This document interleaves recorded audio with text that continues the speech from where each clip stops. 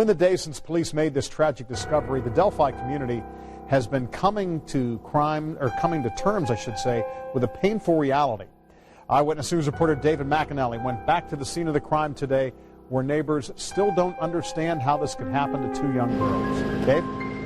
As police continue a very methodical investigation here, going down every road in the search for clues, some folks who live near the crime scene, they fear that their road will never be the same. The crime scene Thursday, a place property owner Ron Logan knows well, but never thought he would know for something so tragic. I can't really wrap my emotions around it. It's so mind-boggling. I haven't really caught up. It hasn't caught up with me yet. Up and down the hills, across that bank now circled with crime tape, his son grew up playing here. Never in your wildest dreams do you think that he comes down here to play, he won't come back home. He and his friends grieve for the victims, Liberty German and Abigail Williams, both 13. That's why we come back. He goes, I want to show you what it looks like. You couldn't carry someone up and down these hills. It's hard to walk by yourself. We've been able to identify almost everybody else that's been on that trail, and this gentleman has not been identified, and we want to know what he saw, what he might have seen on the trail. Did he see somebody else that maybe some of the others didn't see? The Sheriff's Department says the trail photos of a man released Wednesday have brought in about 200 tips, and they're checking every one of them, they say. Police want to talk to the man because he was on the trail about the same time as the victims. I think they feel confident that we're going to get this guy or guys that were involved in this, and I think they're feeling confident that it's going to happen sooner than later. Back at the crime scene, hoping for answers. This place is never going to be the same. It'll never be the same, really.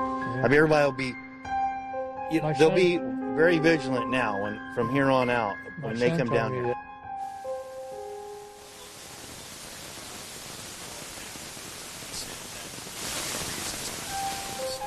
All right, that's David McAnally tonight in Delphi. Now here's another look at the man police are so desperate to talk to. Again, they have not said he's a suspect or a person of interest. Instead, investigators believe that he is the only person they haven't identified who was in the area at that time. Now, if you were in the area that day or you know anything that could help solve this case, police do want to hear from you. They've set up a new tip line for information about the murders of Libby and Abby. All tips should be called into that number, and you can remain anonymous. You see it right there on your screen. The number is 844-459-5786.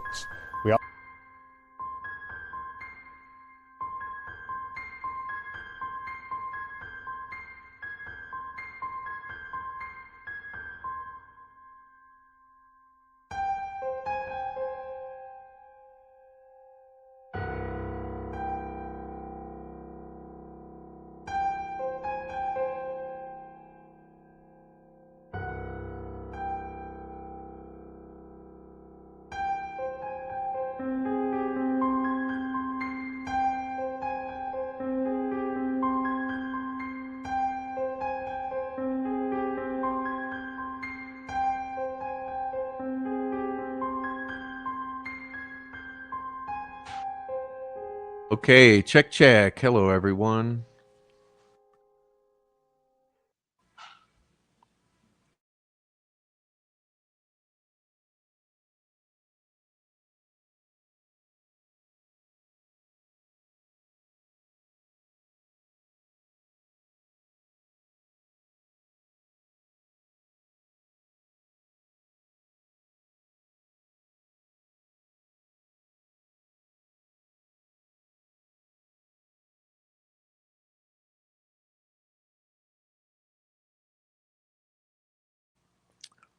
How's the sound check going?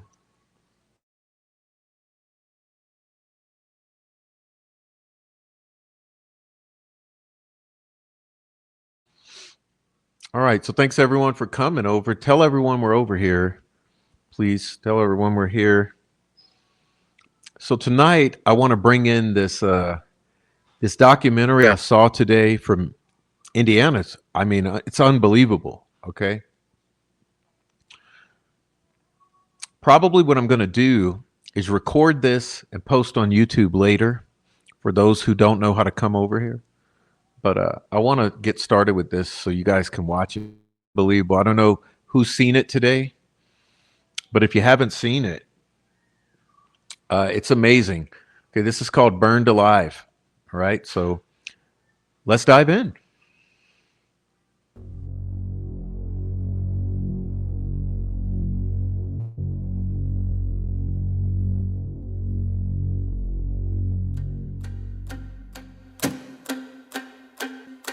Josh wasn't always an innocent person. He was a good person that did dumb things.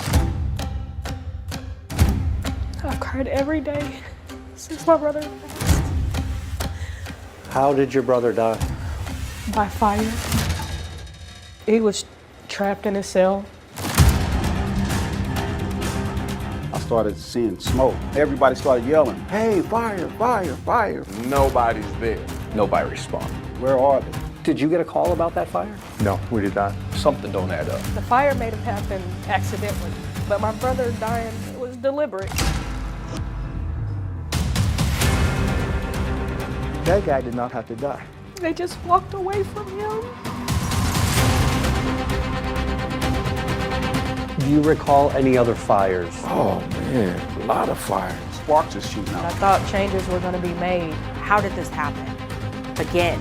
Have you gotten any answers to that question? No. If nothing's done about it, people are going to keep dying. A person is getting roasted to death. This is real life stuff. There's a whole different world in here. Nobody deserved to die that way. Nobody. It's horrifying. Among the worst things that I've ever seen. I hope people don't turn away.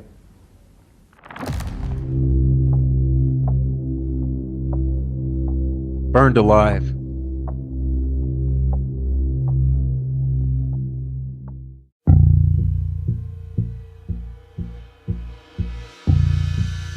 Indiana State Prison in Michigan City. It's the state's Michigan oldest City. and some say toughest prison. And what happens inside these walls often stays a secret. That is, unless someone's willing to talk about it. Now, I'm glad to talk to you about this because I need to talk to somebody. They messed up here. They didn't do what they were supposed to do. Somebody gonna get hurt. There are hundreds of inmates in this maximum security prison. Some are sentenced to life. For others, this prison is unknowingly a death sentence. It was Saturday morning, Michigan City. and I woke up to my mother screaming. And it was a scream I never heard before, so I ran downstairs. She was just on the floor. She said, "They killed my baby." Crystal Devine's brother, Josh, died inside the Indiana State Prison back in 2017. I've cried every day since my brother passed. Josh was just 2 years younger than Crystal. They were best friends. We had a nickname for each other, Twin Face, because we looked so much alike. Crystal and Josh grew up in this neighborhood on the east side of Indianapolis. She says it was a rough childhood, especially after their dad died. Josh was just 2. He was small, skinny, scrawny, big teeth with a gap. So he got picked on sometimes, and I was very defensive. We might fight at home and wrestle and do all those things at home, but you didn't mess with my little brother. Crystal remembers celebrating birthdays and holidays together, swimming with her brother at Ellenberger Park, and their first trip outside Indiana to go visit an aunt in Florida. We just absolutely loved it. It was like one of the best experiences ever to be able to go to the beach every day. The good times did not last long. Josh was hungry, so he started stealing food, then robbing people for money. By the time Josh was a teenager, he was constantly in and out of juvenile detention. Josh wasn't always an innocent person. He was always, he was a good person that did dumb things. In 2005, Josh pleaded guilty to possession of marijuana. The following year, he was arrested for robbery, and he went to prison. And when Josh got out on parole, he was arrested for another attempted robbery. That was 2012. That was the last year that he was free. A Marion County judge sent Josh back to prison, a 16-year sentence. That's how he ended up in Michigan City. We never lost our bond to each other. We wrote each other a lot. We talked on the phone a lot. What'd you guys talk about? what life would be like when he got home. He wanted to start a family. Talked about how we would leave Indiana one day and go live somewhere where we could be at the beach all the time, anytime we wanted to. Crystal says for her brother, it was more than just a dream. It was freedom. The water makes you feel free. But for Josh, there would be no freedom. And there would be no water when he needed it most. How did your brother die? By fire. He was trapped in his cell. April 7th, 2017. Josh was assigned to B cell house up on the top floor.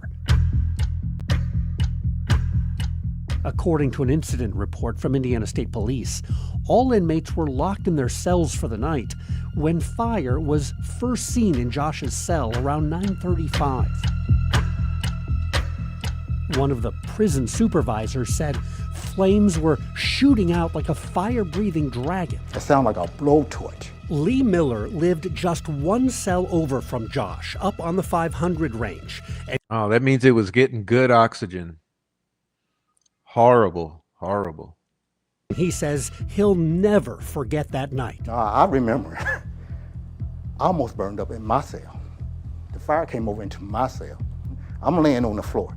You got the flames coming around the corner, coming into the top of my cell. I was terrified.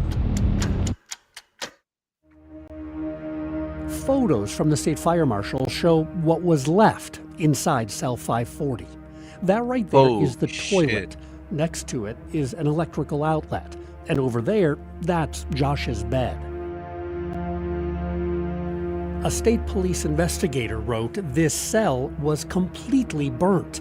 And by the time guards got Josh out of his cell, so was he. I actually seen Joshua laying on a range. This poor guy. We fucked him up. They pulled him out the cell.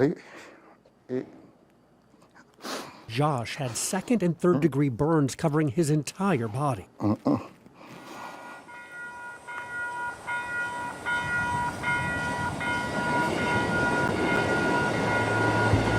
Unbelievable. The very next day, Indiana State Prison sent a press release claiming the deadly fire inside Josh's cell was started by Josh. And some prison staff claimed the fire was the result of Josh cooking methamphetamine inside his cell. I just know it wasn't. He wasn't doing any of those things they tried to say he was. She's right. Testing of Josh's cell showed no signs of any drugs, and a state fire marshal investigation determined the fire was accidental. Okay. First major commentary. Hold the phone. Hold the phone.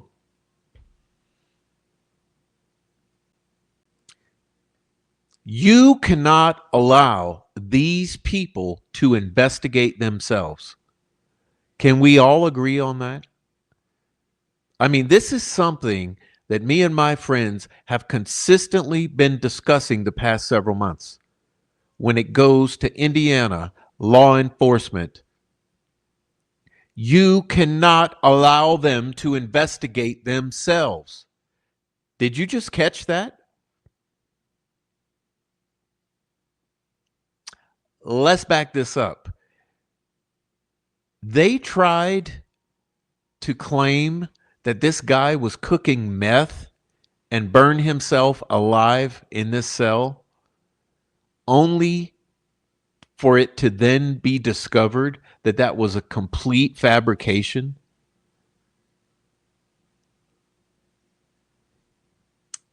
Let's back it up.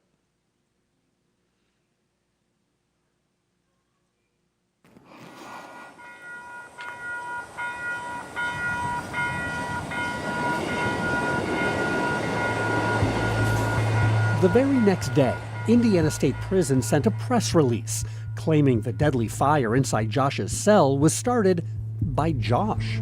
And some prison staff claimed the fire was the result of Josh.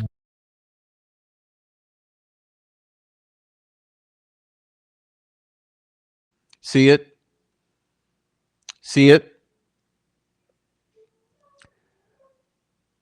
The prison says, oh, yeah, he was attempting to make homemade meth. Cooking methamphetamine inside his cell. I just know it wasn't. He wasn't doing any of those things they tried to say he was. She's right.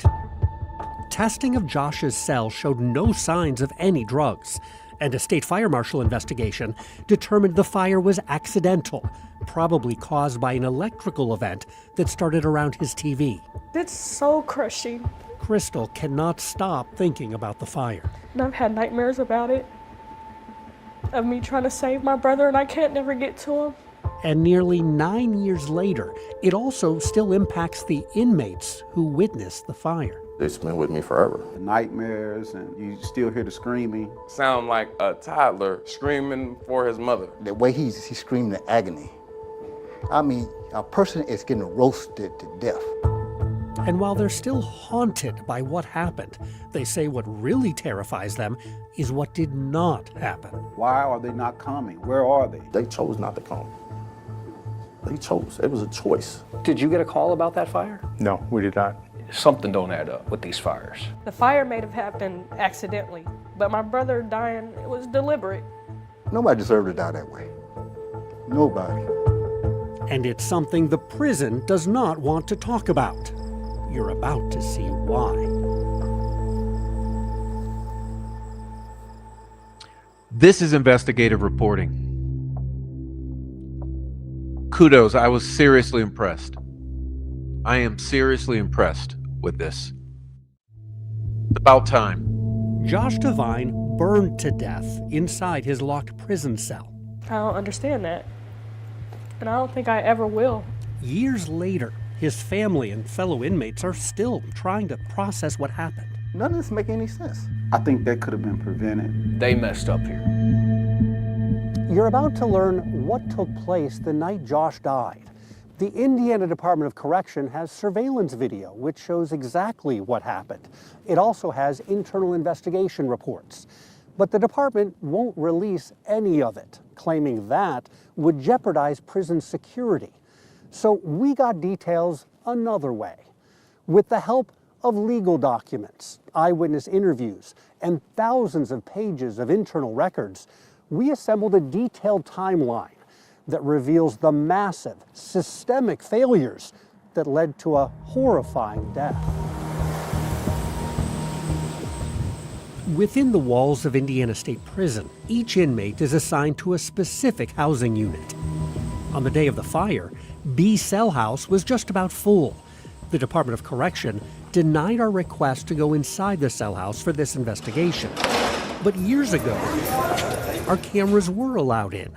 So using those prior visits, historical photographs, and internal prison documents, we created a 3D model of B Cell House so you can see inside. There are 230 cells divided between 5 floors. Each floor is referred to as a range, with 23 cells facing the north and 23 facing south. Along the outside edge of each range is a narrow walkway, and that is bordered by a reinforced metal fence. The only way to get up and down between the floors is by stairs at each end of the cell house, and on each floor, locked gates separate the cells and the stairs. Correctional officers must unlock those gates before they or inmates can move from one floor to the next. And each floor has its own separate keys. All of that's important, and we built this model to help you understand where inmates and staff were at the time of the fire. Josh Devine was here in cell 540, and right next door, Yeah, he was my neighbor. Lee Miller was in 538. Straight down, in 338, was Michael Gianfano. He was 2 ranges above me, but I was right below him. And a little further down from there, My name's Dustin McGuire. My name is Oscar Hall. Dustin was in cell 242, Oscar in 138, and Lee Travis Griffin was up in cell 430. He says all of the inmates on the north side of B Cell House could see Josh clearly on the night of the fire. I can look into his cell, he can look into my cell from the windows. These windows that line the entire length of B Cell House, inmates say they served as a mirror, clearly reflecting exactly what played out on the night Josh died. So here's what happened, according to our interviews with these inmates, as well as the official incident report from the state fire marshal, and thousands of pages of depositions showing what prison staff saw on the night of the fire. There were 3 correctional officers assigned to B Cell House on April 7th. One was designated officer in charge, but all of them were new to the prison, averaging less than 6 months on the job. Records show at 9:05 p.m. How many of you think anything has changed? See, this is 2017? How much has changed in these 9 years or so? The officer with the keys to the 500 range, the one marked there in red, she walked past Josh's cell while conducting the nightly inmate count. And according to that officer, Josh said he was doing fine. The count was completed at 9:06, and at that time, all inmates were locked in their cells for the night. At 9:33, all 3 officers were down on the first floor, 2 of them filling out payroll forms in an office, while the officer in charge stayed inside the officer's station on the other side of the range. A minute later, at 9:34, back in Josh's cell, investigation reports say surveillance video showed a large flash of light. Lee Miller could tell something was wrong next door. I was smelling smoke. I said, "You all right over there?" He said, "You got some water?" I said, "No, everybody locked in. We got some water." He said, "I got a little fire going on." Others started to notice too. I smelled the smoke. I started seeing smoke. I said, "Did you get that out?" He said, "Man, I can't put it out." That's when I started yelling. We got a fire in 540. Everybody started hollering, fire on 500. Hey, fire, fire, fire. People are yelling fire. That's just what we do. If people need help, we holler. We make a lot of noise until the guards come. That's how we get their attention. But despite all the screaming, nobody's there. Nobody responded. 9:36. Where are the fire alarms? Where are the smoke detectors? Where are the breakers for this electrical system so that the minute there's a short or an electrical fire that starts, the power's not cut? 9:37. 9:38. And still, no correctional officers. We've been yelling for seemed like eternity. Where you guys at? And as each second, each minute passes, the fire is growing. So you got what? 10, 15, 20 guys yelling, screaming, there's a fire. No one hears a thing. 9:40, 5 minutes after the fire started, surveillance cameras clearly showed both smoke and fire inside the cell, with Josh still locked inside. I could see him, standing at his bars, and I could see the fires behind him, and then he's yelling, screaming. And as Josh's screams got louder, inmates say so did theirs. And I'm like, why ain't no officer coming? I'm sure they hear the whole cell house is yelling by this time. There was absolutely no way that they couldn't have heard that. I don't care where you're at in that building. But the 2 officers working on their timesheets down in the first floor office, they told investigators at that point they didn't hear anything. 9:41. 9:42. 9:43. That's when the officer in charge down in the guard station said he first noticed inmates yelling about the fire. At 9:44, he climbed the front stairs all the way to the top and then made his way down to cell 540, where Josh was pleading for help. The officer said the back of the cell was covered in flames from one end of the wall to the other, with Josh clinging to the bars at the front of the cell, screaming. Lee Miller says what the correctional officer did next is something he'll never forget. He looked at me, looked at him, and walked and went the other way.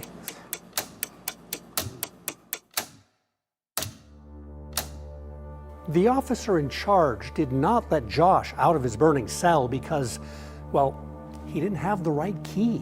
He had keys only for cells on the first floor. All the keys for up here on the 5th floor, those were down with one of the other guards down in the office. And All of the fire extinguishers, those were down on the first floor too. So the officer in charge had to... So where are the radios? Where are these radios? What? I need someone to run up here to level 5 immediately. We have a fire. We need to let this guy out. He's about to get burned alive. I need you to run up here immediately. Where's the radios? Why is there not a fire extinguisher on each floor? use his radio to ask his fellow officers to bring him fire extinguishers and keys. But there was another problem. His radio wasn't working. Now, with precious moments ticking away, the officer headed back down the stairs to yell for help from the other guards. At 9:44, 10 minutes after the fire first started, the two guards working on their timesheets come out to the range after hearing the officer in charge screaming their names. One of the guards ran upstairs to help the officer in charge. She used her radio to call a signal 1071. That's the code for fire, alerting all prison staff in all cell houses all across the prison that there was an emergency. But the other guard, the one with the keys to Josh's cell, she was told to stay by the cell house door down on the first floor to let first responders into the cell house when they arrived. Why the keys to unlock Josh's cell were left downstairs with her? We don't know. About a minute and a half later, at 9:46, supervisors and first responders entered B's cell house. One grabbed the keys, another got fire extinguishers from the guard station, and they all ran up to 500 to try to unlock Josh's cell. But by then, 12 minutes after the fire started, it was too late. When they finally got up there, the man's cell was fully engulfed. So, you're telling me they couldn't have brought a fire extinguisher up immediately? I mean, they were already, 7 minutes late? They couldn't have immediately rushed up a fire extinguisher, shot it into the cell? Like, one of those guards couldn't have grabbed a fire extinguisher, ran up with it, shot it into the cell while the guy's still in there? Just scoot over, guy.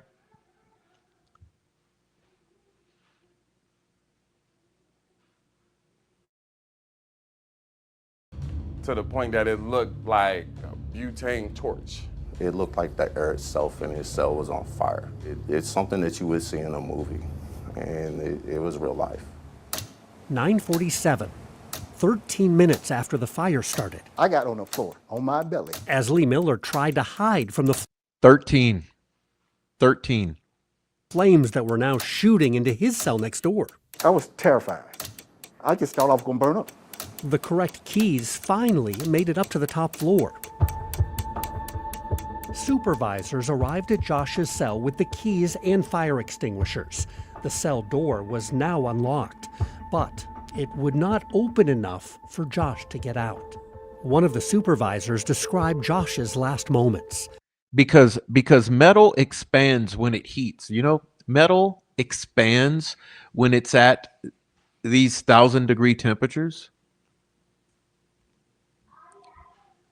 Which is why you should have sprayed the fire extinguisher in there in the first place to prevent this from getting to this level. When he reached out and grabbed the door and tried to push, like I literally watched the skin on his hands peel back because it got so hot. And then he fell to his knees and he died. Stopped talking. There was fire coming out of his mouth.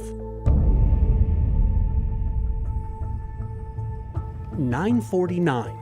15 minutes after the first signs of trouble, prison staff are trying to put out the fire in Josh's cell. According to a lieutenant, it took them 5 more minutes and several more fire extinguishers before the flames disappeared. There was no more fire, and he stopped yelling. So I said, oh. And once I saw that the fire had just went black, it was no more fire, and it's just black everywhere, and he stopped yelling, I knew he was dead by then. Josh was dead, and 20 minutes after the fire started, the emergency was still far from over.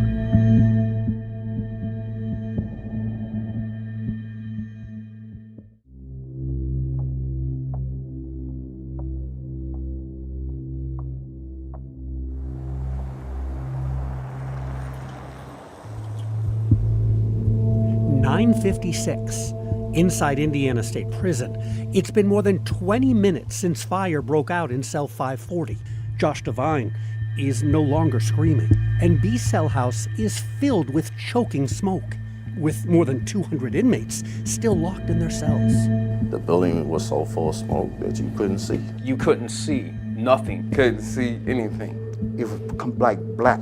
I'm coughing up blood. I'm coughing up soot. I was scared for my own life. I was thinking I was gonna die because I couldn't get out. Did you get a call about that fire? No, we did not. Jeff Bruder is fire marshal at the Michigan City Fire Department. Station number 1 sits about a half mile, just 2 minutes from the prison. No, I did not get a call. 2 minutes from the prison. No, I did not get a call. Let's circle back to that. I was thinking I was gonna die because I couldn't get out. Did you get a call about that fire? No, we did not. Jeff Bruder is fire marshal at the Michigan City Fire Department. Station number 1 sits about a half mile, just 2 minutes from the prison. They make the decision whether they need to call us or not, and if it's a fire that they can handle, they will definitely handle it. If not, then that's when we're called in. But there was no 911 call from the prison that night. Why did the Indiana State Prison not call for outside help when a prisoner was burning to death inside his cell, when the entire cell house was filled with dangerous smoke? Well, because Indiana State Prison has its own fire station right on site. It sits about 30 steps from B cell house, where inmates were screaming for help. And the prison has its own on-site firefighters, inmates who have the latest training and equipment to fight fires. In fact, one of those firefighters was in B cell house, cell 126, the whole time Josh's cell was on fire. But they didn't open his door. He was not released from his cell? No, he didn't get out, let out until everybody else did. Why? I don't know why.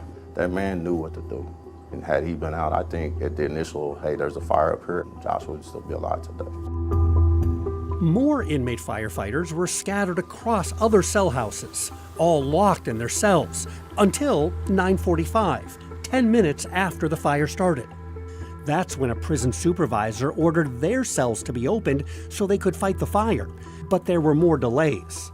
After firefighters got out of their cells, it took another 3 to 5 minutes for correctional officers to let them leave their cell houses. And then they had to wait several more minutes outside the locked firehouse. All their firefighting gear sat inside, useless, until a supervisor showed up with a key. I was pissed off. I was mad, because I know if you let us do our job, we'd do our job. Don Mahone is an inmate, and he was assistant fire chief on the night of the fire. As he entered B cell house, he remembers hitting a thick wall of smoke on the 3rd floor, where inmates were pleading for help. They were screaming, telling me they can't breathe, help, help, help. So I go back downstairs and I tell them, I say, hey man, we got to get these guys out of the cell.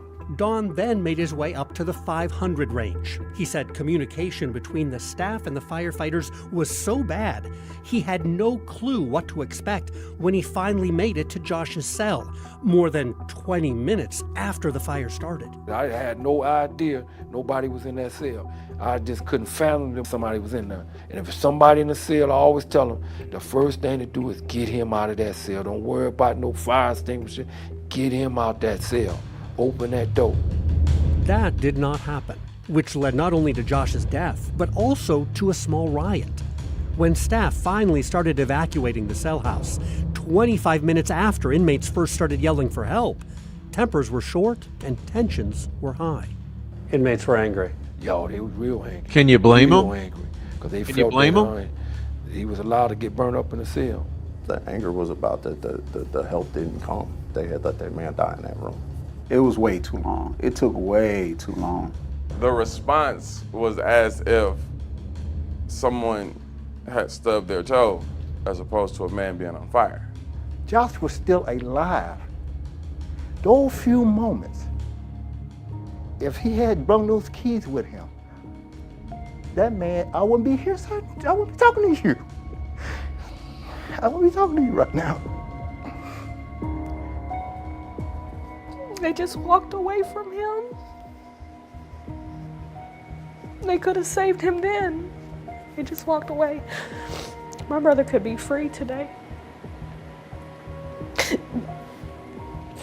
If they had just made the choice to save his life. The officers' choices on the night of the fire, those aren't the only choices that might have cost Josh his life. Buried deep inside documents and depositions, we discovered other disturbing decisions at the prison have been going on for years. People dying from human error. This ain't the first time. Just ahead, life-threatening problems at the prison that can be traced back more than a century. And I seen it with my own eyes. I was like, wow. And the chilling consequences for other inmates that continue even after Josh's death. It gets deeper, getting deeper.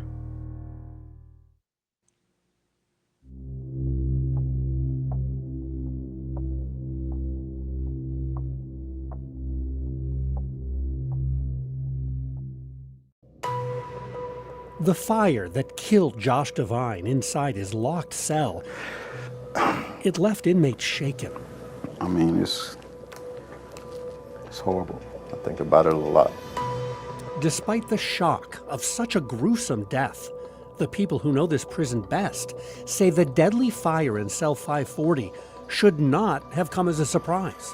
In fact, the prison's history and its own records suggest such a fire was even predictable, with dangerous conditions building for a very long time. B Cell House was built more than 100 years ago, and Indiana State Prison is even older than that.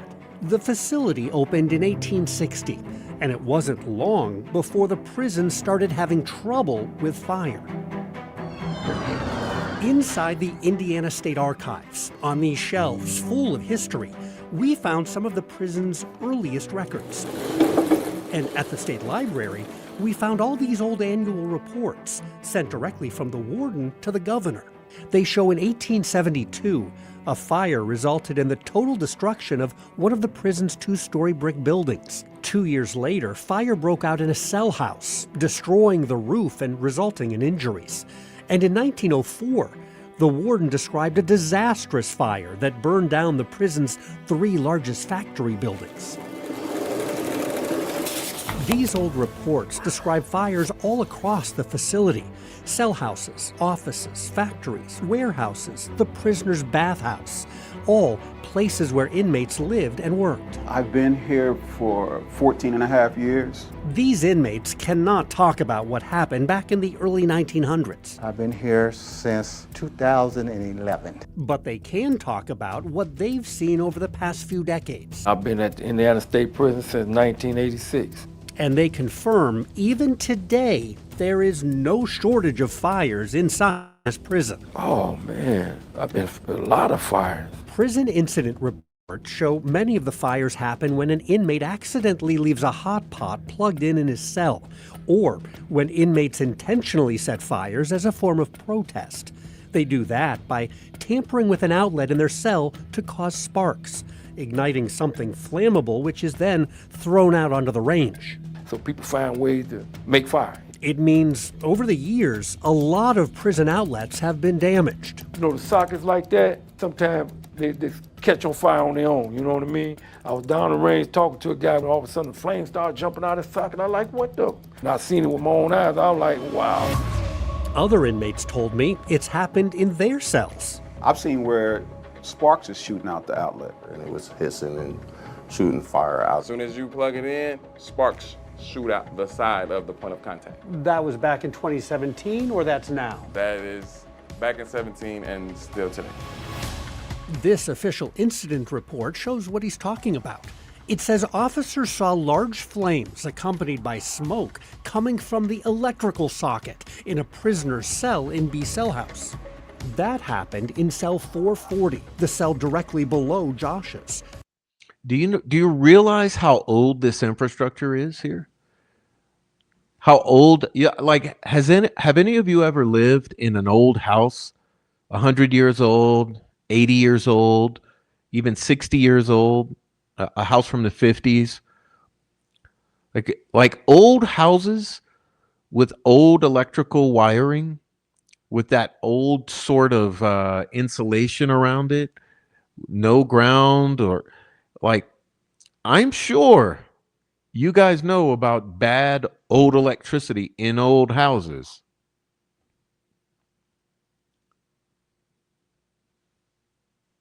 And it happened just months before Josh died in another electrical fire. I also reviewed statements from guards and supervisors who testified they'd seen numerous electrical fires and sparking outlets in inmate cells. And an inmate firefighter said outlet fires are a widespread problem. But despite the history of fires, we discovered the prison repeatedly cut corners and violated its own policy for fire safety. That policy says Indiana State Prison has a plan for evacuating cell houses during a fire emergency. But an officer testified getting to the prison's fire emergency plan was quite difficult because it was kept in the warden's office, where guards can only access it if you come in on your day off to read it. And the officer in charge of B Cell House on the night of Josh's death testified he was never trained on how to respond to an emergency or how to evacuate inmates. The policy. Where's the fucking training?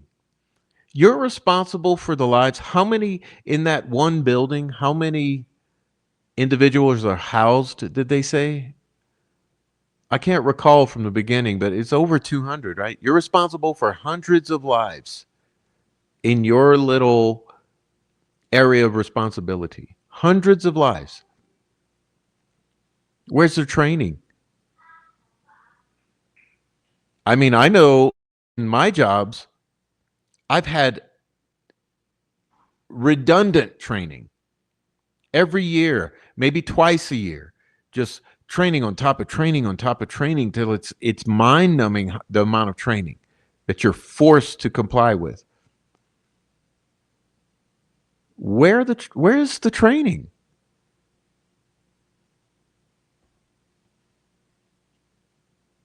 The bloodlusters will say, "Oh, don't worry, they're below human, they're subhuman. They're subhuman. Who cares? They're not worth protecting." Just like Richard Allen, like they said with Richard Allen. He deserved what he got. He wasn't tortured. He wasn't tortured and abused and threatened. He deserves every bit of what he got, and he's going to get. He also requires all staff to participate in regularly scheduled fire drills and to attend on-site training in fire safety. But all three guards on duty in B Cell House the night Josh died said they couldn't remember participating in a single fire drill before the deadly fire, even though prison policy requires fire drills at least 4 times each year. Oh, did you notice that said ISP, Indiana State Prison, okay? Ever participated in a fire drill? No.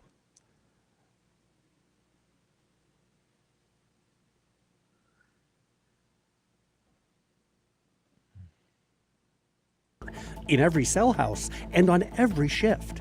And these fire drill reports also raise questions.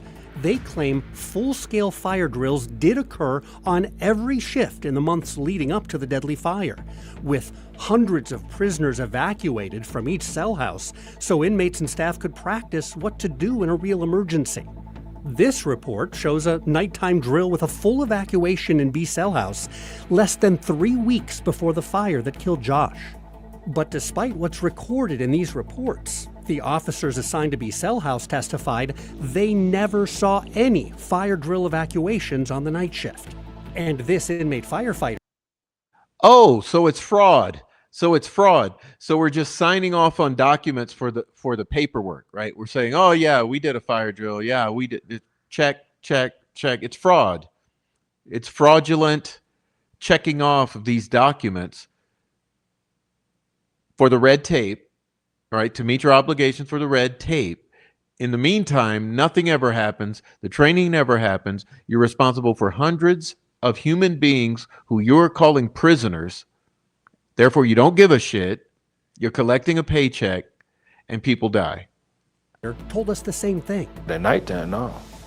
They don't let nobody out at nighttime. So there were fire drills, but no one was released from their cell? I don't know why. I don't want to speculate, but they didn't do it. How much good is a fire drill if you're not letting people out of their cells? You ask the firefighter, I'm gonna say it ain't good, but I ain't in charge. They feel that that's sufficient. I didn't believe it was, but they did. Instead of actual fire drills, inmate firefighters said guards were given quarterly exams to see if they knew what to do during a fire.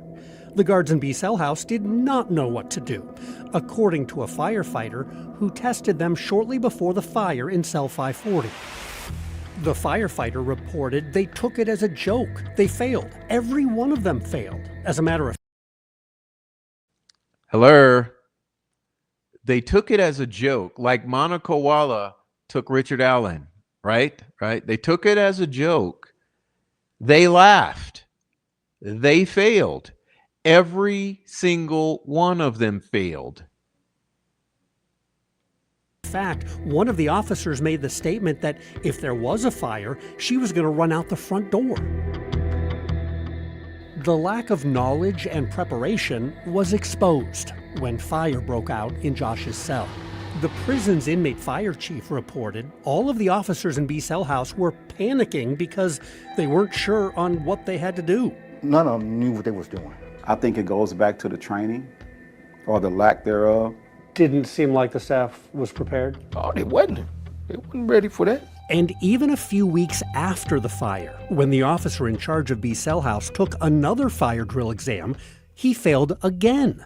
We got a copy of the exam. It shows a score of poor and says the officer doesn't know anything. And while staff did not get proper training, we discovered the prison did not get proper inspections. Indiana law requires the state fire marshal's office to inspect state prisons every year. But records show, at the time of this fire, B Cell House had not been inspected by the state fire marshal since 2010. 7 years. 7 years. 7 years. Back that up again, please. As a matter of fact, one of the officers made the statement that if there was a fire, she was going to run out the front door.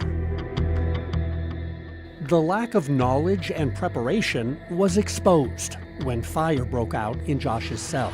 The prison's inmate fire chief reported all of the officers in B Cell House were panicking because they weren't sure on what they had to do. None of them knew what they was doing. I think it goes back to the training or the lack thereof. Didn't seem like the staff was prepared? Oh, they wasn't. They wasn't ready for that. And even a few weeks after the fire, when the officer in charge of B Cell House took another fire drill exam, he failed again. We got a copy of the exam. It shows a score of poor and says the officer doesn't know anything. And while staff did not get proper training, we discovered the prison did not get proper inspections. Indiana law requires the state fire marshal's office to inspect state prisons every year. Okay, listen here. Indiana law, Title 11, Article 11, Chapter 6-2 states that each year there must be an inspection by the state fire marshal. But records show, at the time of this fire, B Cell House had not been inspected by the state fire marshal since 2010, a full 7 years. And the local fire marshal in Michigan City? Do you conduct fire safety inspections over at the Indiana State Prison? No. Why? State property. I have no jurisdiction there. He says he's not really allowed in the prison. Well, unless they invite him, which they don't. No. So for years, the prison was inspecting itself with...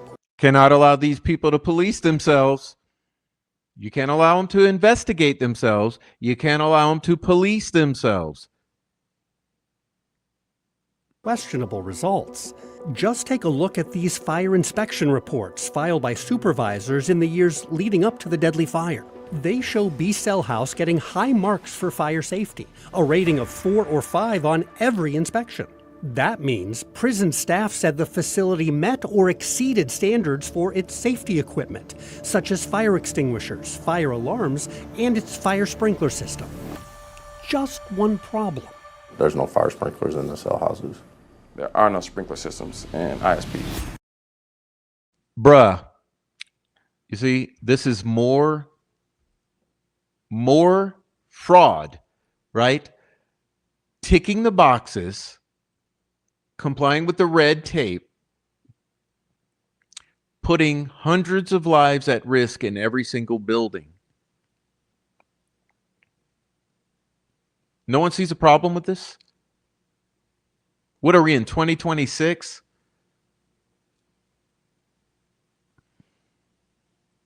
And yet, week after week, month after month, year after year, supervisors inspected, rated, and signed off on a cell house sprinkler system that doesn't even exist. They don't make any sense. I feel like they don't care.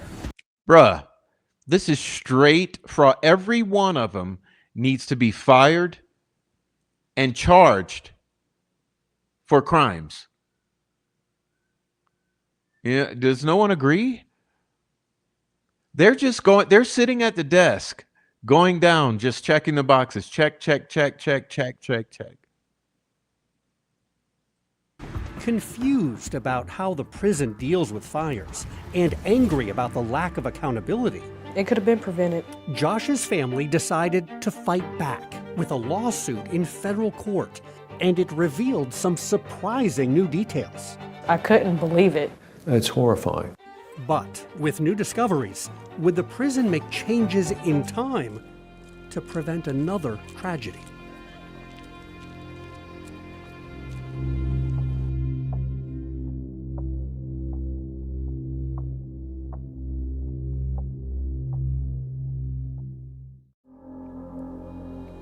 See, and I keep seeing him land on that range. I just keep seeing him land on the range.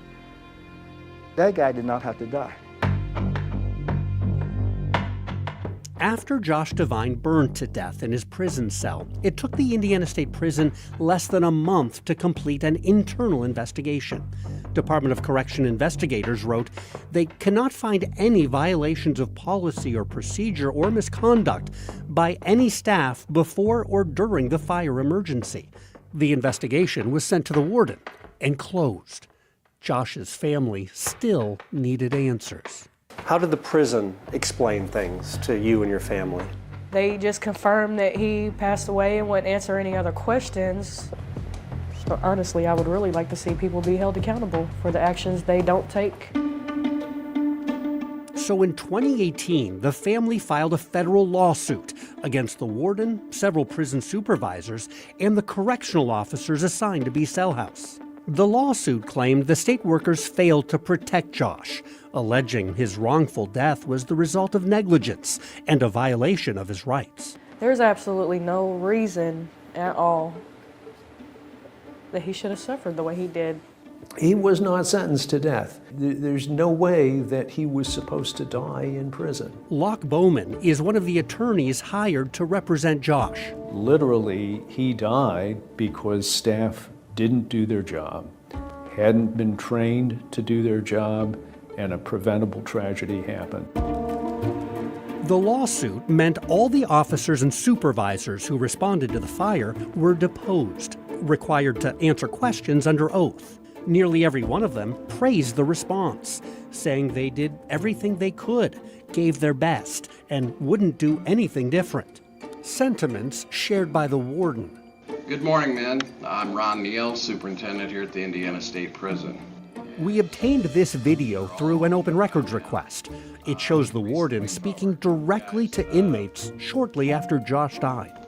Thankfully, Be Cell House was evacuated quickly. Insisting there was no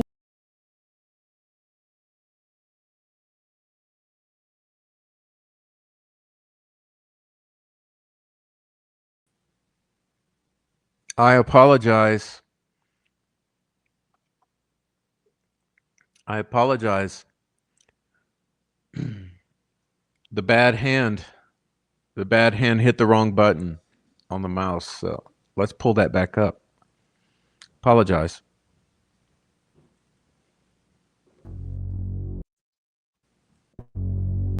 Everything they could, gave their best, and wouldn't do anything different. Sentiments shared by the warden. Good morning, men. I'm Ron Neal, superintendent here at the Indiana State Prison. We obtained this video through an open records request. It shows the warden speaking directly to inmates shortly after Josh died. Thankfully, B cell house was evacuated quickly.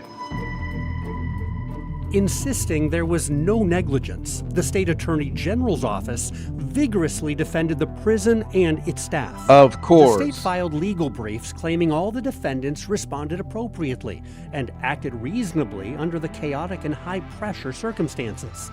The AG's office argued supervisors took appropriate steps to minimize fire risks, and it said correctional staff took courageous action, performed heroically, and even put their own lives at risk while responding to the fire. Despite those claims, testimony from some of the prison's own staff painted a much different picture of what happened during the fire. One of the responding officers testified that panicked staff members in B cell house did not do what they should have done in response to the fire. The officer in charge said he was confused and concerned that his fellow officers did not respond to inmates yelling for help, testifying that those two officers just didn't pay attention to what was going on. And one of those officers admitted, "I felt really horrible because I felt like I didn't do enough." Also, powerful words from the fire chief of the inmate fire brigade. The prison would not let us see the report he wrote immediately after Josh's fire, but it's directly quoted in his deposition. The fire chief wrote, "That poor man sat in his cell screaming for help. The staff's inability to take fire seriously by not getting us out in a timely manner is partially responsible for that man's death." Keep in mind, records show after the fire started in cell 540, it took 8 minutes for a guard to go investigate the problem and 12 minutes to get the right key up to the 5th floor to unlock Josh's cell. What impact would a delay like that have? Massive. There's subject in there. You're going to want to get that door open as fast as you can to make sure you could at least give them a chance. Seconds count. You're a jailer. I like that fire marshal. Sorry. I know he kind of resembles Jerry Holman a bit. Sorry to make the analogy or the comparison, but I like that guy. He's kind of, you can see he cares. Man's death. Keep in mind, records show after the fire started in cell 540, it took 8 minutes for a guard to go investigate the problem and 12 minutes to get the right key up to the 5th floor to unlock Josh's cell. What impact would a delay like that have? Massive. There's subject in there. You're going to want to get that door open as fast as you can to make sure you could at least give them a chance. Seconds count. You're a jailer. Shout out Michigan City Fire Marshal. That matters Shout out for you Michigan City is the Fire keys. Marshal. Not having the keys is a serious failure of responsibility. So, when the Attorney General's office asked a federal judge to dismiss the case without a trial, the judge issued a very strong opinion, calling some of the Attorney General's arguments unconvincing and even absurd. Chief Judge John DiGiulio wrote, "A reasonable jury could find that the correctional officers were deliberately indifferent, based on how much time it took them to respond while inmates were screaming to get their attention." As far as the warden and prison supervisors, the judge said each one of them was aware of an abundant number of safety hazards, including the widespread persistent issues with fires and electrical outlets sparking. The judge took issue with dangerous policies at Indiana State Prison and dangerous lapses in enforcing policy, specifically pointing out some of the problems we've told you about: broken radios, no sprinklers, and no fire drills on the night shift. Sounds like a good federal judge, right? Sounds like the federal judge is not fucking around with this bullshit. The judge ruled he would not dismiss the case against the warden and most of the other defendants. The court set a trial date for July 2023, a legal victory for Josh's family. Those are Josh's ashes. For the first time, Crystal thought perhaps there might be justice for her brother's death.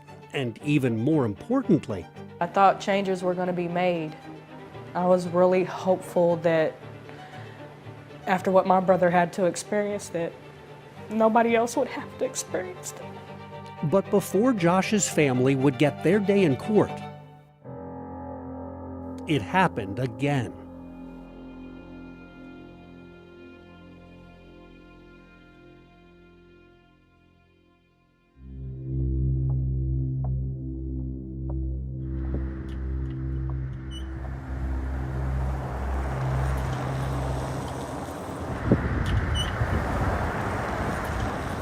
January 14th, 2023, nearly 6 years since Josh Devine died in his prison cell, and Indiana State Prison still defending itself against claims it failed to prevent a deadly fire inside B's cell house.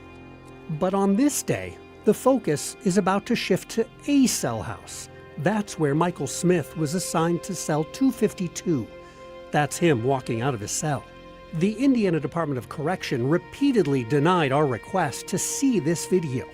We got it instead from Indiana State Police, who were called in to investigate what's about to happen next. And at this point, we want to warn you, it's very difficult to watch.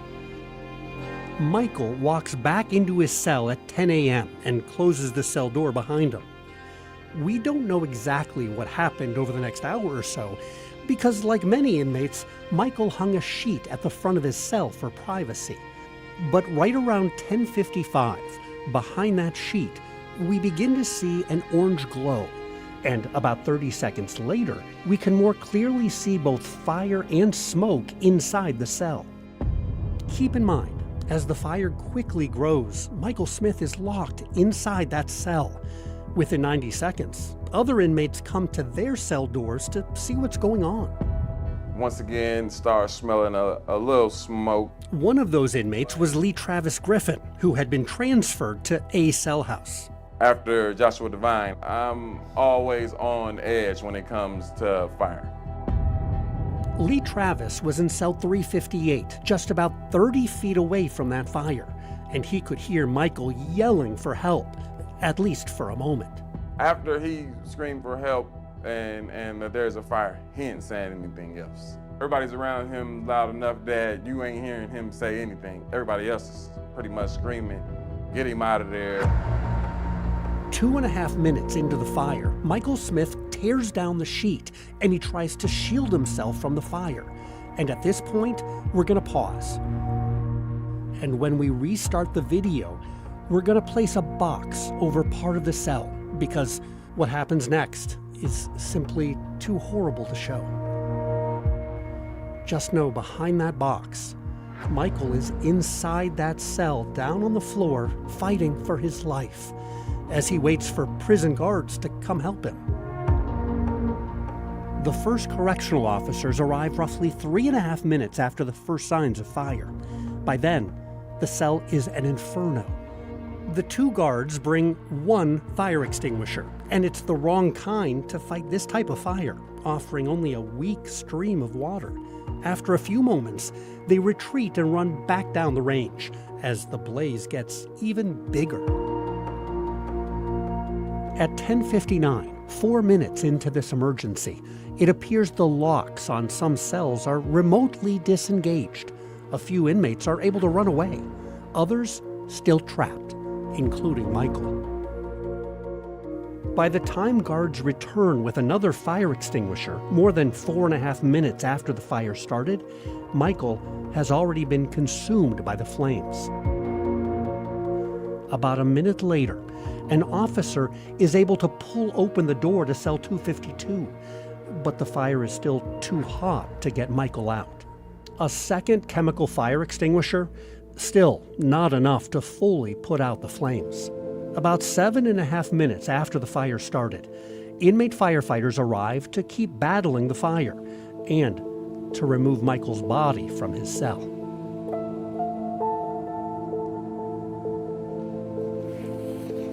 It's just a box. These are my dad's ashes, and this is how I received him. Just like this. He's in a bag in a black plastic box. Misty Valencia is Michael Smith's daughter. She says there was no funeral for her father. When a death like this happens, you don't get that. You don't get that final just, I'm sorry.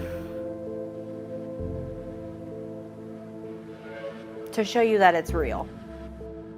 Did the prison explain what happened? Not really. It was just a very straightforward, there was a fire in his cell and he didn't get out in time. How does that happen? Have you gotten any answers to that question? No. The Michigan City Fire Marshal also wanted to know what happened, especially after city firefighters went to assist the prison but were turned away. Their dispatch report says Engine 1 crew tried to make entry into the prison. However, ISP staff would not allow any personnel behind the walls. It seems like it shouldn't happen like that. The city fire marshal was suspicious. And I immediately called for the state fire marshal because I felt I didn't want another 2017. I felt the fire needed to be investigated. Within 2 hours, Jeff Bruder was inside the cell house, right alongside an investigator from the state fire marshal's office. Together, they looked for clues and documented what they saw in cell 252. What was left inside that cell? Rubble, charred walls, charred ceiling, no paint. The paint was just burned off the concrete walls. Everything's charred. The conclusion from investigators, it was an electrical and accidental fire that started underneath the center of the bed. In that area, investigators found lots of evidence: burned up TVs, cell phones, and computers. Also among the rubble, melted wires and what appeared to be a homemade soldering device. Prison staff told investigators other inmates brought Michael their broken electronics because they considered him a handyman. And guards also claimed Michael had gotten in trouble in the past for altering a prison outlet, light fixture, and fan. So was this fire triggered by something Michael did, or something he brought into his cell? Or was it caused by a faulty or damaged outlet, the kind other inmates had described seeing throughout the prison? The flames started jumping out his socket. Sparks is shooting out. Sparks shoot out the side. Investigators did find this electrical cord from a computer plugged into the outlet in Michael's burned up cell, but determined it's not a conclusive piece of evidence. Were you able to determine what caused that fire? No. There's things that we couldn't rule out as far as electrical. Could have been an electrical fire. Could have been. Does the evidence point towards something else that's more likely than that? No, I don't believe so. While it's not clear exactly what started this fire, it's pretty easy to see the response was quicker than what happened 6 years earlier in the fire that killed Josh Devine. This time, guards arrived faster. They brought fire extinguishers faster. They radioed for help faster.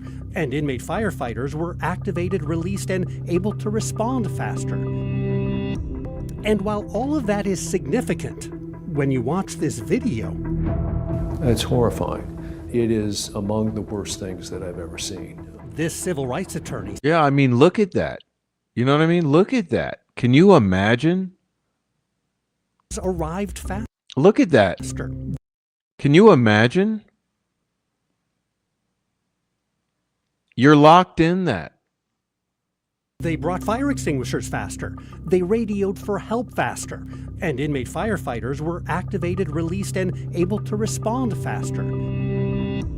And while all of that is significant, when you watch this video, it's horrifying. It is among the worst things that I've ever seen. This civil rights attorney says you can still see disturbing similarities between the two deadly fires.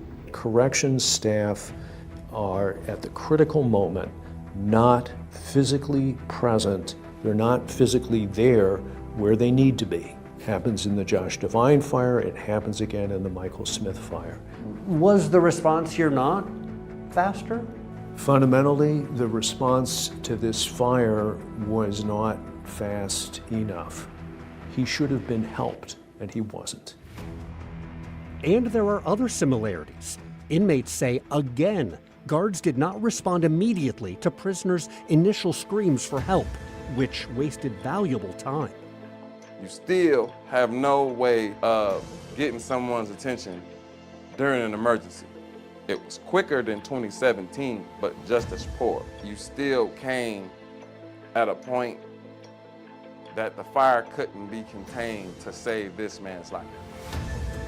And like before, there's also the question of training.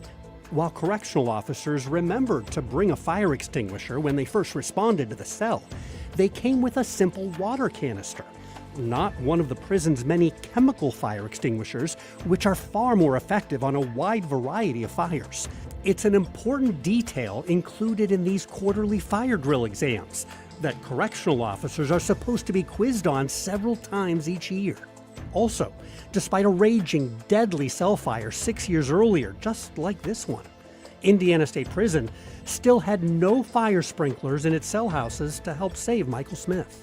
And those mandatory state fire marshal inspections, the ones that are required every year, we found once again they did not happen. The state fire marshal's office inspected all Indiana State Prison cell houses a few months after Josh Devine died in 2017. But records show during the next 5.5 years, they never came back. And even more startling, we discovered the state fire marshal failed to inspect the cell houses even after Michael Smith burned to death. We learned that when we asked to see the fire marshal's recent inspection reports in the summer of 2024. They told us they didn't have any. No fire inspections completed for those years. Within weeks of our request, the state fire marshal resumed its annual inspections that are required by state law. The fire marshal's office told us it conducted only 2 of those inspections during the previous 14 years due to an oversight. That's especially troubling based on what the local fire marshal noticed as he walked through a cell house on the day Michael Smith died. What did you see? Homemade extension cords, some type of charger, homemade plugs. Are those fire safety concerns? Definitely. A spark can start a fire within minutes, seconds. He was in a place that people are paid to keep him safe, and he wasn't safe. Misty is well aware her dad and other inmates here were convicted of serious felonies. She says that's no reason to look away from what's happening inside. These people have families that love them and care about them. I don't agree with the crimes that are committed. But again, he was not sentenced to death, and he certainly wasn't sentenced to be burned. I couldn't believe it when I heard that it happened again. It's just so heartbreaking, because these are people that are loved. No matter what anybody else thinks, these are people that are loved, and somebody is waiting for them. The wait for Crystal and for Misty, it's now a wait for change. We're not going away. If nothing's done about it, people are going to keep dying. Next, how Josh's horrible death prompted a historic ending and a new beginning.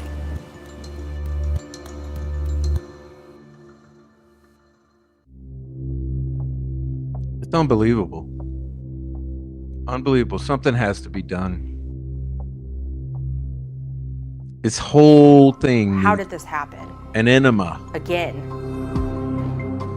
Michael Smith and Josh Devine burned alive, 6 years apart at Indiana State Prison.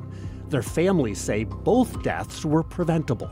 Something happened that shouldn't have happened. It shouldn't have happened in the first place, but definitely not again.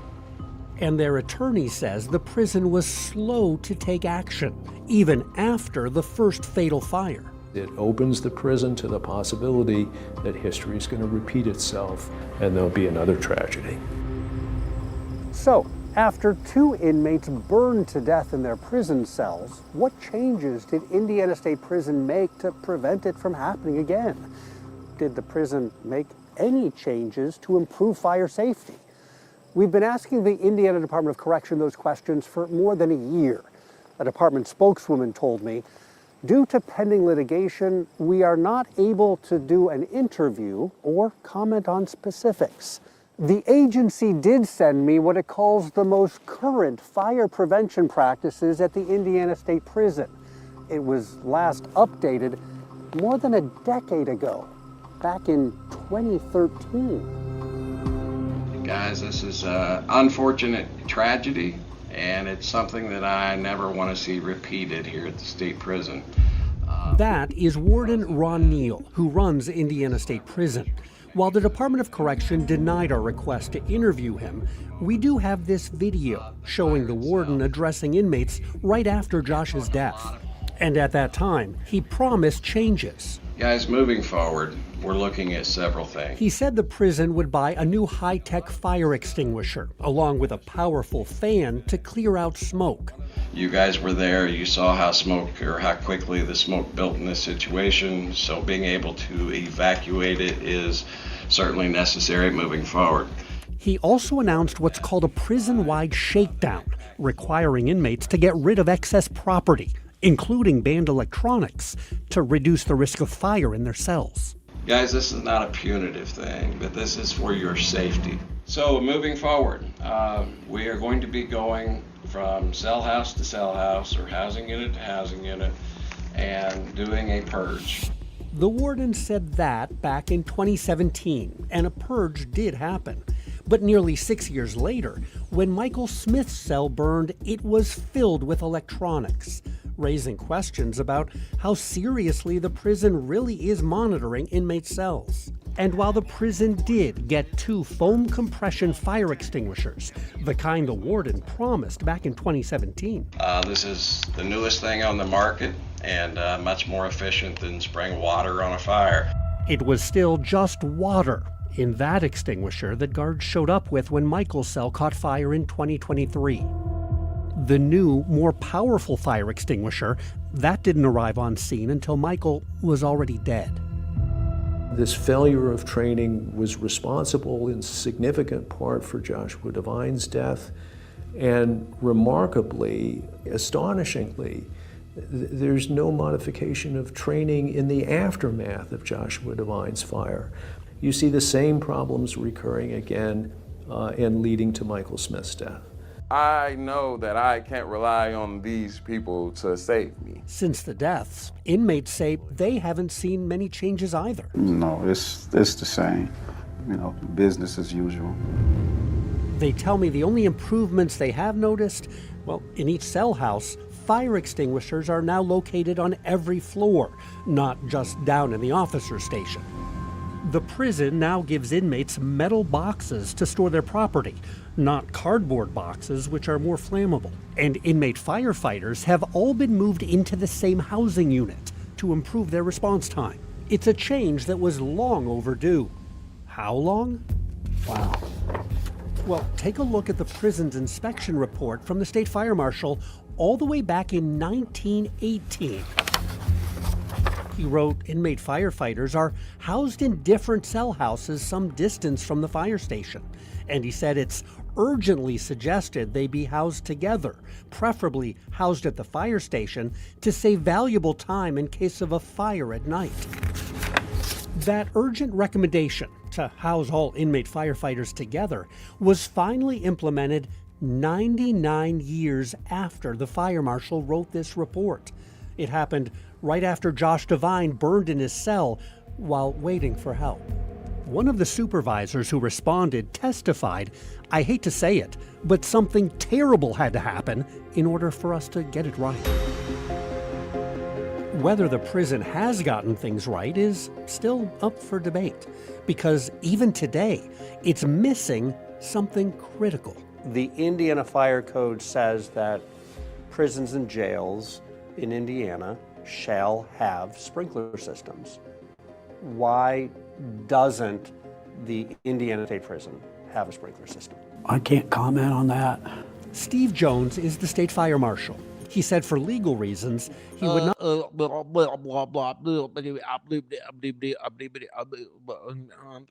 Can't comment, no comment, liability, pending litigation.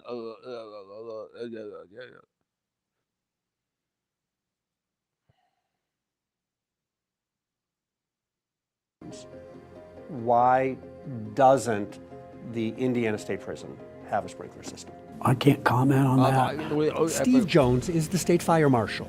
He said for legal reasons, he would not answer any questions about the deadly prison fires. I'll ask it in a more general way. In Indiana right now, what are the safety requirements when it comes to fire suppression systems in jails and prisons? It would depend on when the building was built. So let's talk about that. This is when A cell house was built. It's the cell house where Michael died. B cell house where Josh burned to death, that was built even earlier. Not a lot of fire codes in 1906. Exactly. What code applies to a building that might be well over 100 years old? Where would we go to find that information? Many times it doesn't exist anymore. Those buildings back in those days, they never met the requirements. And so they stay that way. The reality is there were no state fire codes at the time buildings like this were built. State archives show it was the 1920s when Indiana passed. So we can't fucking retrofit them? You can't retrofit a sprinkler system into these buildings? I mean, have you seen what they do with these old warehouses in the cities to make condos, right? You go to any city, you go to a warehouse district, and you look at the high-priced condos, what they've done within those old buildings. What they won't tell you is this is because they consider them subhuman, right? Subhuman. They don't deserve the same protections that the guys in the state house get. Passed its first statewide building code. And even though sprinklers were widely available back then, the state's early building codes did not require them in prisons. That didn't happen until decades later. A new prisoner jail being built today would have to have a fire suppression system? Yes. Any building that people can't self-evacuate, like a hospital, nursing home, jail, those types of buildings in the most current code require sprinkler systems. But old prisons like this are exempt from the updated codes. No fire sprinklers required. The state fire marshal said he supported a law Indiana passed 20 years ago, requiring all Indiana nursing homes, no matter how old, to be retrofitted with sprinkler systems. Lawmakers did that to protect the elderly from deadly fires. But they did not extend that same protection to thousands of inmates locked in prison cells. The prison system is our prison system, and the way it operates is a reflection of our values as a society. I think there should be sprinklers in any building that holds that many people. Why wouldn't you have that? It's such a basic thing to have. And when you have so many people, there's so many lives at risk. After Josh Devine died in 2017, incident reports show at least 200 more fires inside the prison, including some involving electrical outlets. And we're not talking about just little fires. These reports show some fires with flames and smoke pouring out of cells, fires resulting in serious injuries and in death. It's something that keeps inmates awake at night. You have a spark here, a spark there. It don't take much to ignite a fire, and now I'm in the same situation that Joshua Devine was in. That man died in his room, just like I think I could die in my room. So I think about it a lot. I shouldn't have to live in a place where I'm scared to go to sleep because I might not wake up because my cell might catch on fire. That's preventable. But would a jury agree with that? Josh's family was ready to take their case to trial. It was scheduled for this federal courtroom in the summer of 2023.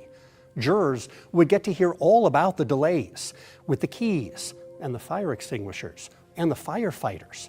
They would get to hear testimony about the lack of training, about missed fire drills, and about the broken radios. And they might get to hear that another inmate had just died the same horrible death. Turns out, a jury never heard a word about any of it. 3 months before the trial was scheduled to begin in federal court, the Attorney General's office offered a settlement. To avoid going to trial, the state agreed to pay Josh's family nearly $4 million. That is a significant settlement. One of the largest inmate death settlements the state has ever paid. Even after the settlement, money doesn't make things go away. I feel like they took my life away from me. Not only my brothers, but they took my life too.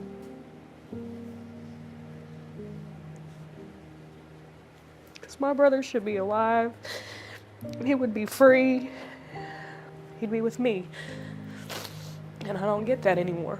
The Devine family reluctantly finalized their settlement with the Department of Correction in July of 2023, 4 days before what would have been Josh's scheduled release date. As part of that agreement, the department and all the defendants denied and continue to deny any fault, wrongdoing, or liability for Josh's death. And that remains disappointing. But having said that, the state didn't pay nearly $4 million to Josh Devine's family because they truly believed that they did nothing wrong. Do you worry that there will be another Joshua Devine and another Michael Smith? I do. I feel like it could be any day. I do. I think about it often. I think about another family getting that call. And it's heartbreaking. It's why Michael Smith's family has filed a separate federal lawsuit to hold the state accountable and to highlight what Misty calls ongoing dangers inside this old prison. You can't brush it under the rug. We're not going away. Changes need to be made. There is another tragedy on the horizon. There's an ability to take steps to prevent it, but if they're not taken, I'm very concerned that history again will repeat itself. If nothing's done about it, people are going to keep dying. Crystal is still speaking out, even though she now lives more than 11 hours from the prison where Josh died. After the settlement, she decided to move south, partly to get further away from what still seems like a horrible dream, and partly to keep a promise to her little brother. I decided that I was going to go live the life that me and Josh talked about, where the sun shines more, where we can go to the beach any day we want to. When I go, I say, "Brother, we're here." I write his name in the sand. I feel like I have to live life because he didn't get to.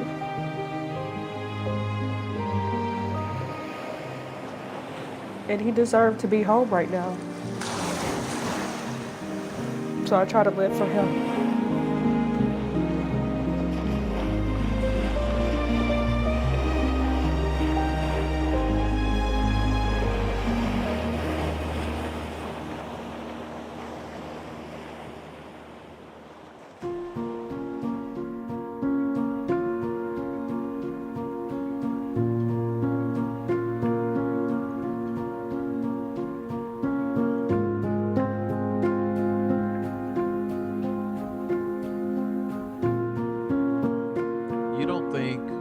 That $4 million that they couldn't have put in a sprinkler system?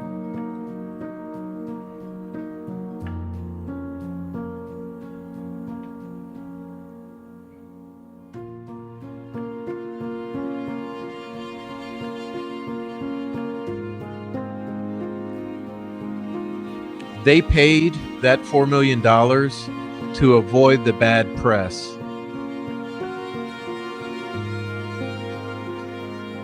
That $4 million was worth avoiding this very type of expose.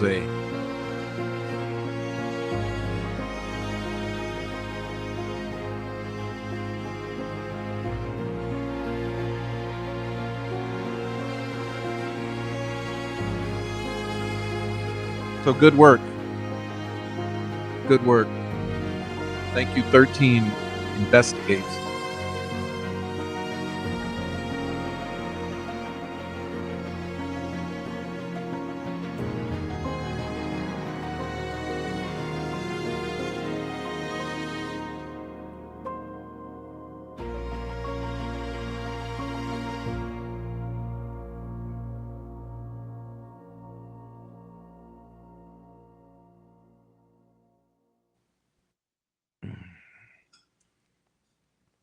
Well, thanks, Deb.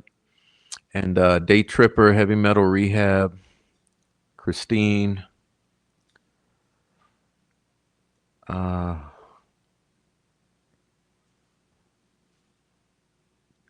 know Carol was here. Rebecca Ann was here. Yeah, wow. It's a heartbreaker, but here's a problem with these facilities. As long as they're able to pay their way out of these situations, things will never change.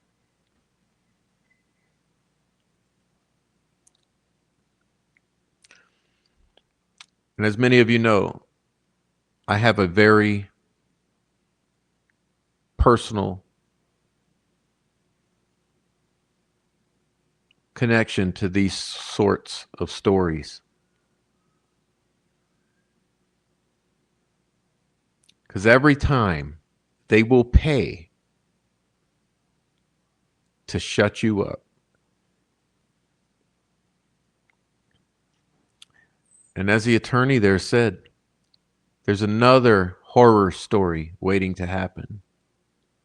History will repeat itself.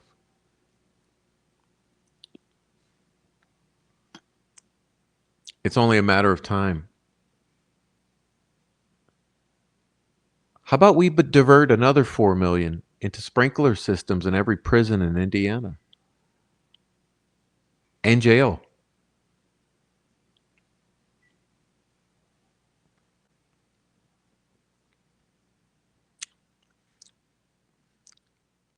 Like I said, I really did. I was impressed by that.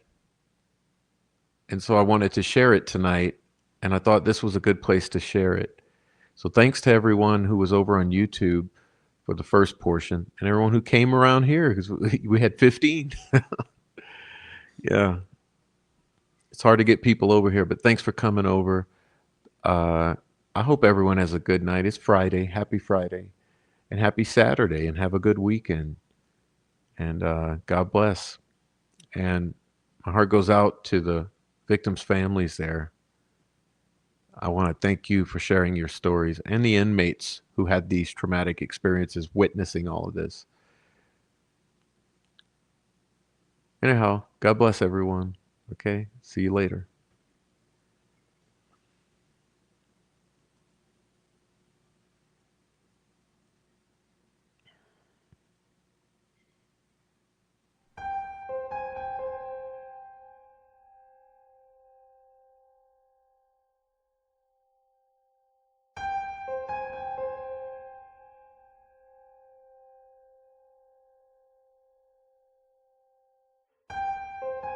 It was our job to help law enforcement. Bruh.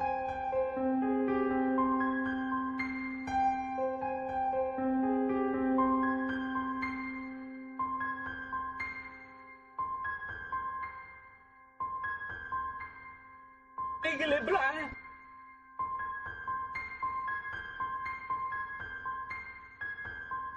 Now, in the days since police made this tragic discovery, the Delphi community has been coming to terms, I should say, with a painful reality. Eyewitness News reporter David McAnally went back to the scene of the crime today, where neighbors still don't understand how this could happen to two young girls. Dave? As police continue a very methodical investigation here, going down every road in the search for clues, some folks who live near the crime scene, they fear that their road will never be the same. The crime scene Thursday, a place property owner Ron Logan knows well, but never thought he would know for something so tragic. I can't really wrap my emotions around it. It's so mind-boggling. I haven't really caught up. It hasn't caught up with me yet. Up and down the hills, across that bank, now circled with crime tape, his son grew up playing here. Never in your wildest dreams do you think if he comes down here to play, he won't come back home. He and his friends grieve for the victims, Liberty German and Abigail Williams, both 13. That's why we come back. He goes, I want to show you what it looks like. You couldn't carry someone up and down these hills. It's hard to walk by yourself. We've been able to identify almost everybody else that's been on that trail, and this gentleman has not been identified, and we want to know what he saw, what he might have seen on the trail. Did he see somebody else that maybe some of the others didn't see? The Sheriff's Department says the trail photos of a man released Wednesday have brought in about 200 tips, and they're checking every one of them, they say.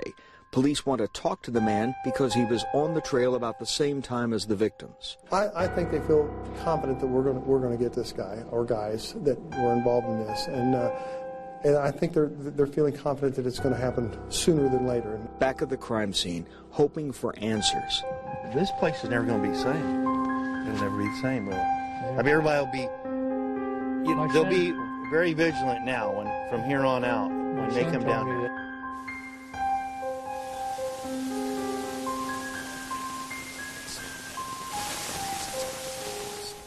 All right, that's David McAnally tonight in Delphi. Now here's another...